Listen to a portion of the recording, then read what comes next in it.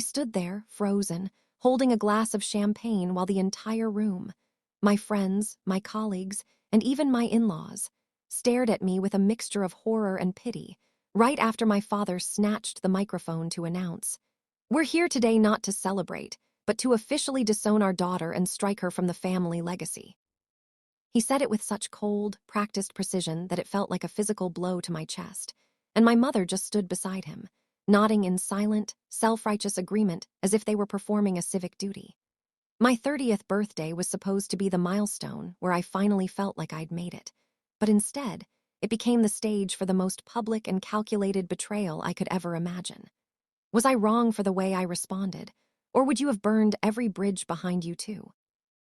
I need you to listen to how this started, because the absolute audacity of what they did next is something I still can't believe actually happened in real life. To understand why my parents thought they could get away with this, you have to understand the dynamic of the Miller family. Growing up, I wasn't just their daughter, I was their investment. My father, a high-level corporate attorney, and my mother, a woman who lived for the social prestige of our country club, viewed children as extensions of their own brand. My older brother, Julian, was the golden child. He followed the script perfectly: Ivy League, law school, and a marriage to a woman whose family name was basically synonymous with old money. I, on the other hand, was the creative one, which in my parents' language meant the disappointment. I didn't want to be a lawyer. I wanted to design. I spent my 20s working 3 jobs, living in a cramped apartment with 3 roommates, and building my own boutique branding agency from the ground up without a single cent of their help. They hated that. They hated that they couldn't control my finances, and they hated even more that I was actually becoming successful on my own terms. Over the last 5 years, my agency took off. I moved into a beautiful loft, I bought my own car, and I started dating Mark. Mark is a public defender. He's kind, he's brilliant, and he has zero interest in the superficial social climbing my parents worship. When I got engaged to Mark 6 months ago, my parents were livid. Not because he wasn't a good man, but because he didn't add value to the family's social portfolio. They told me flat out that if I married him, I was making a mistake that would cost me. I thought they just meant they wouldn't pay for the wedding. I didn't care. I was paying for it myself anyway. But as my 30th birthday approached, they suddenly changed their tune. They became strangely supportive, even insisting on hosting a massive party at one of the most exclusive venues in the city. I thought, maybe this is it. Maybe they're finally seeing me as an adult. Maybe they're finally proud of what I've built. The night of the party, everything looked perfect. There were over 100 guests. I had spent weeks preparing for this, wearing a dress that made me feel powerful, surrounded by the people I loved. My parents arrived late, which was typical for them. They loved an entrance. When my father approached the stage during the toasts, I thought he was going to say something about my business or my upcoming wedding. Instead, he dropped the bomb. He told the room that because I had chosen a life of mediocrity and had disrespected the family's standards, by refusing to align my life with their vision, they were cutting me off entirely. He went into details that weren't even true, about how I had supposedly been ungrateful for the millions they had invested in me, which was a total lie since I'd been financially independent since I was 22. He finished by saying that Julian would be the sole heir to the family estate and that I was no longer welcome at any family functions. The silence that followed was deafening. I looked at my mother, expecting some flicker of regret, but she just adjusted her pearls and looked at me with this smug, "I told you so" expression. They wanted to humiliate me. They wanted to crush my spirit in front of everyone who mattered to me so that I would crawl back and beg for their forgiveness and their money. So that's the situation I was in. I was standing in front of my entire professional and social circle, being publicly humiliated and discarded by my own blood on my 30th birthday. I had a choice. I could cry and run out of the room, or I could stand my ground.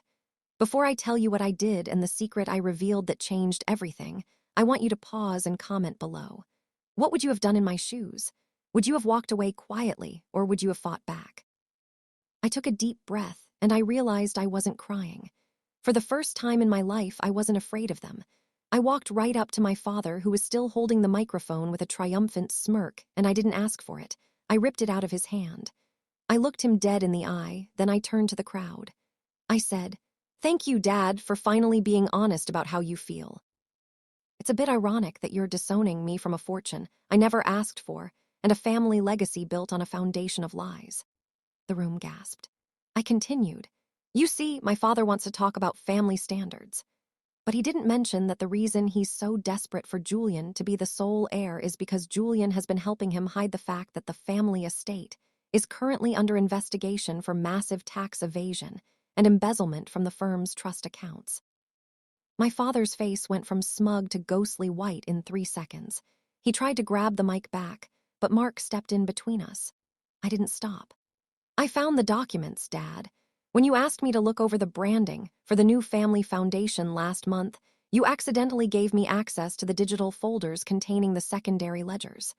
I didn't say anything because I wanted to believe you'd fix it. But since you've decided to publicly announce that I'm no longer part of this family, I guess I no longer have any obligation to keep your secrets to protect the family name. My mother started screaming that I was a liar, but I just pulled out my phone. I had already sent the files to my own legal counsel that afternoon, just in case they tried something like this. I told the room, I worked for every cent I have. I built my business while my father was busy shuffling money into offshore accounts to stay afloat. So, Dad, Mom, you're not disowning me. I'm resigning. And by the way, I've already contacted the authorities regarding the trust accounts. Happy birthday to me. The aftermath was absolute chaos. My parents were escorted out as several of my father's prestigious colleagues realized they might be implicated in his mess.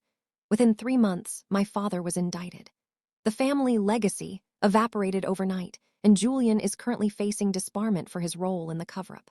Because I had been the one to blow the whistle, I was protected from any fallout, and my business actually saw a surge in clients who respected my integrity. My parents lost their house, their club memberships, and their standing.